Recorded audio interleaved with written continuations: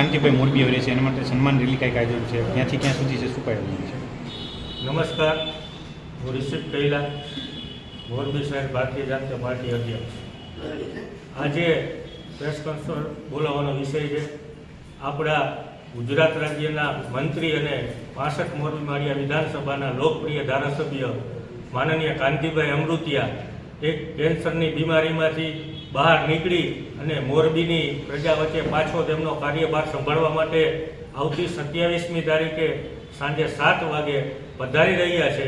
તો દરબારગઢમાં ચોકથી એમની આશીર્વાદ રેલીના સ્વરૂપમાં એક રેલી નીકળી અને બાપા સીતારામ ચોકમાં સાંજે 8:30 વાગે એક વિશાળ સભાનું આયોજન કરવામાં આવેલું છે. એના માટે આજે પ્રેસ કોન્ફરન્સ બોલાવવામાં આવેલી છે.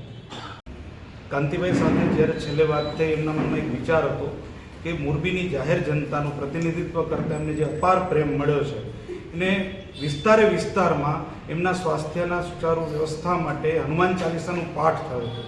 આ તમામ લોકોનો આભાર માનવો, એમના દર્શન કરવા, આ માટે કાંતિભાઈના વિચારને મૂર્તિમંત કરવા માટે આ ટીમ કાર્યકર્તાએ એક વિચાર કર્યો કે બધાને મળવાનું પણ થાય અને બધાની સાથે એમના દર્શનનો પણ લાભ મળે.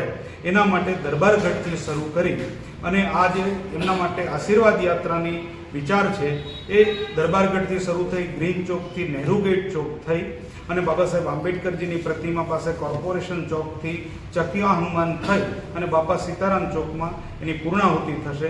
એ દરમિયાન મોરબીની જાહેર જનતા, કાર્યકર્તાઓ, સમર્થકો, શુભેચ્છકો બધા કાર્યકર્તાઓનો કાંતિભાઈને એમના દર્શનનો લાભ મળે. કાંતિભાઈ માટે એ કાર્યકર્તાને આ નગરજનો દેવતુલ્ય છે. તો આ દેવ દર્શન માટે કાંતિભાઈ આ દિવસે 27 તારીખના રોજ સાંજે 7 વાગ્યાથી લઈ અને બાપા સીતારામ ચોકમાં રાત્રે 8:30 સુધીમાં પહોંચવાના છે અને એ દરમિયાન સર્વે કોઈ લોકો એમને દર્શન માટે વધારે એવી અભ્યર્થના. ત્યાં એક વિશાળ સભા રાખવાની છે. એની અંદર રાજકીય નેતાઓ, શુભેચ્છકો, સમાજ શ્રેષ્ઠીઓ અને વિવિધ સંસ્થાના અગ્રણીઓ ઉપસ્થિત રહેવાના છે.